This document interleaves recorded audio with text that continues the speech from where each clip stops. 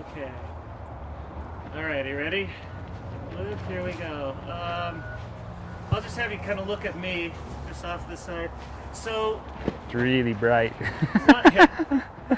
so obviously we know each other, but let's pretend we don't. Tell me your name and your farm name and where we are to start with. I'm Luke Peterson, Yeah. Peterson Family Farms. I'm Luke Peterson. This is Peterson Family Farm. We're in our high tunnels today. Great. And you're in Riverton, Utah? Yep, we're in Riverton, Utah. Okay, so we're in the high tunnels. We're in the middle of winter. It's February. Tell me a little bit about what you're doing here. Well, it's really nice. I feel warm. It's super cold out there and the wind's blowing, but in here it's sunny and 75. So that's the greatest thing about what we're doing right now. And the plants love it. It's a great way to kind of, I don't know, do something that you can't do in the fields. Almost feels like you're cheating a little bit, you know. It has that naughtiness to it, you know, too, that makes it fun. It's like forbidden. It's the forbidden fruit. It's the forbidden fruit. It's the forbidden vegetables of the in Utah. So because of this structure, and then you've got the second layer, you're probably 40, 50 degrees warmer than you are outside right now, don't you think? At least 30 or 40. I don't know. Yeah, probably in the daytime. Yeah. In the daytime you can bump, 30 to 40 degrees, I would say, if the sun's out. Especially now that we're later in the winter. Early in January when there's not much light, it's hard to get that out of it. But yeah, this time of year in the daytime you're going to bump 30 or 40 degrees, and at night you can get 10 to 15 degrees. So. And then and then I had a chance when we were down to Cedar City to interview Elliot Coleman about this stuff. Oh, great! Which is one of the reasons I wanted to do this video. And, yeah. So he said one of the big factors isn't necessarily the temperature, but like keeping these things out of the wind and everything, so you don't have the wind to dry them out, and, so that kind of keeps them alive. So yeah, even in the summer. So we use them even in the summer. Yeah. You just pull the sides up. Pull the sides up and the ends up, and then we shade paint the top, and we can grow lettuce all the way through 100-degree weather too, or whatever. Cilantro, all the cool season stuff. We can pretty much. It doesn't, love it, but it survives. Where in the field it wouldn't. So okay, perfect. Takes that intensity, not only the heat, but the intensity of the sun. It removes that kind of too. So then you talked about being cool season crops are the ones that will do well or at least survive this. So tell me a little bit about what specifically are you growing this year in the winter? So, in the winter, all you can grow is cool season crops in here because we're not heating them at all. But there's a huge range, but it's mostly like rabbit food, right? So, I mean, you can't grow fruits. And so it's all true veggies that are the vegetative, part. So we can grow some stuff that's not just straight leafy. We have this fennel. This is the first year we tried that. That's kind of fun. And we have some green onions and some roots. There's turnips and radishes and that kind of stuff. We're overwintering some strawberries too, which is probably going to be a cool thing. So I don't know, there's just something about being able to have fresh food in the winter time, no matter what it is. I mean, it just tastes good, and it makes you feel good. And I wish that we could give more people a chance to feel what it feels like in here, because that's even better almost than the food. Yeah, because it's almost, I still have my coat on. It's almost hot, right? I'm feeling warm right now, and I can't hardly see because it's so bright. But no, it is. It's probably pushing 80 right now. We have a temperature thing. I can look on it on my phone. So we got Wi-Fi temperature. Well, down there in the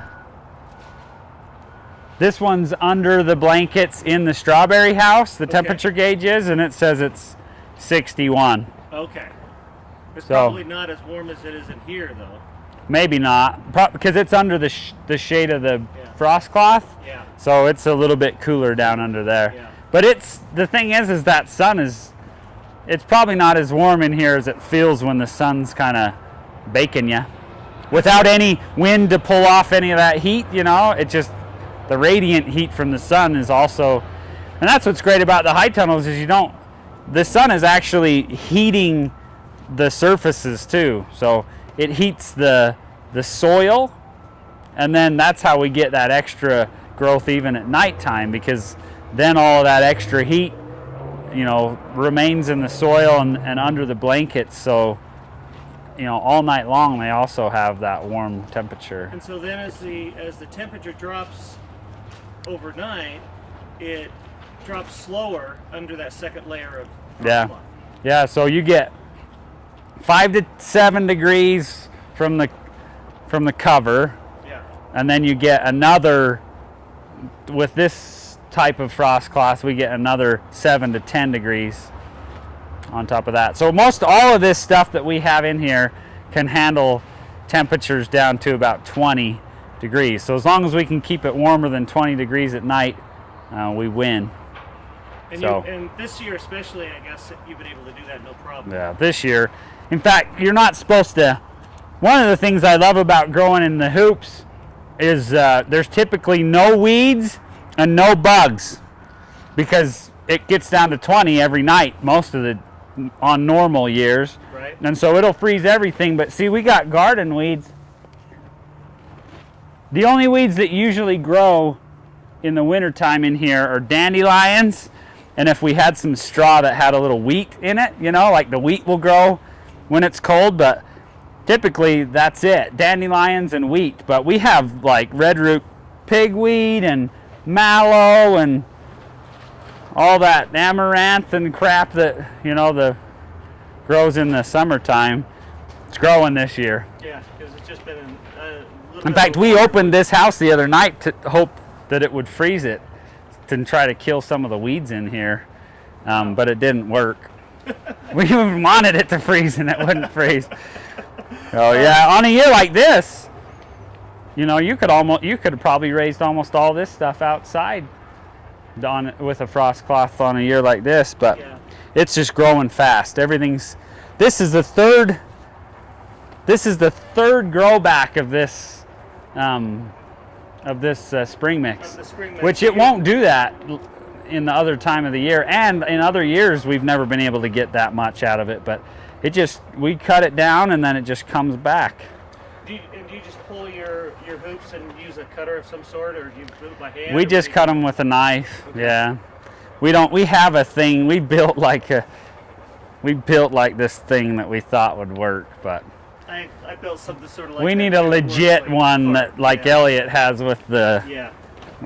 reel on it. So then let's move real quickly to the business side of things. From a business standpoint, does this make sense for a guy to, whether they start small or whatever? I mean, does it make sense to grow in the wintertime? Is there a market for this stuff? There's always a market if you make a market for this kind of stuff. But to me, if you just, it's not hard to grow it, I mean, all you got to do is get a hoop house and some seed and some water, and I mean, there's some expertise there, but generally it's not hard to grow food. It's the marketing part that is the key to it all. I mean, and so yes, there's definitely a market for it. It's in short supply. It has a story to it. It's a unique product that's hard to compare, and so there is a market for it. There is a market for it, but whether or not you're able to capture that market depends on you. Yeah. So and then what's tough about that is, like, on a year like this, when you think you've got your market based on what you can produce, and then you start producing 50% more because the weather is so awesome. We're actually right now in a pretty cool predicament where we're like, my gosh, we have way more than what we thought we would have, and where can that go? So yeah, it's good. It makes financial sense, even more so when you can tap in to some of the grant programs that are available to help you get started with hoop houses, which are now unlimited. They used to only let you do one per year, but now you can do, and that used to be limited in size, but now you can do more than that. But even if you had to pay for all of the expenses, for me, because I built a lot of these on my own, this one I built on my own, it'll be paid off in 2 years. So it does. Yeah. It makes sense. And are you seeing it kind of like you say, the market's there if you can tap into it, but are you seeing kind of a trend toward people wanting more winter produce, or people asking you more about it, and people coming into the store more in the winter, or how are you knowing that you, like, if this had been a normal winter, you said you would have had plenty of market for what you could grow, but you just grew a lot extra more than you thought this year. But is that based on what? Are you seeing kind of a trend? What I'm trying to get out of you is saying that it's trending up, that it's a growth market right now. There's potential there for people to buy more in the wintertime, and if people grow it in the wintertime. Yeah. It's kind of a seller's market for a farmer. So that's a tough place to go, because I don't want people to think that there's a giant untapped demand in winter growing of produce, and to jump into it and think that there's automatically going to be a place for it to go. Because that's never true. It's never true. It doesn't matter what it is that you're doing. It doesn't matter if there's a great market right now for electric cars, which there is. You can't just jump in and throw your whole self against it and think that within a year you're just going to be able, everyone's going to be coming and buying an electric car from you. It doesn't work that way. It has to be grown just like anything else.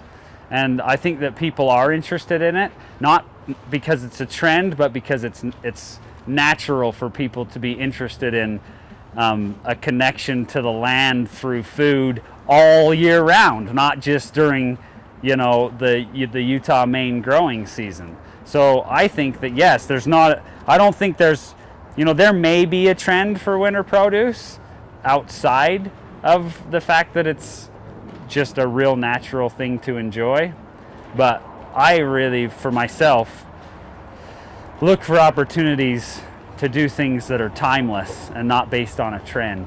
And to me, there's a timeless need for people, an interest in people primally, I guess, in human nature, to want to enjoy a connection to the earth and to life by eating something yummy, that you can just grab this stuff.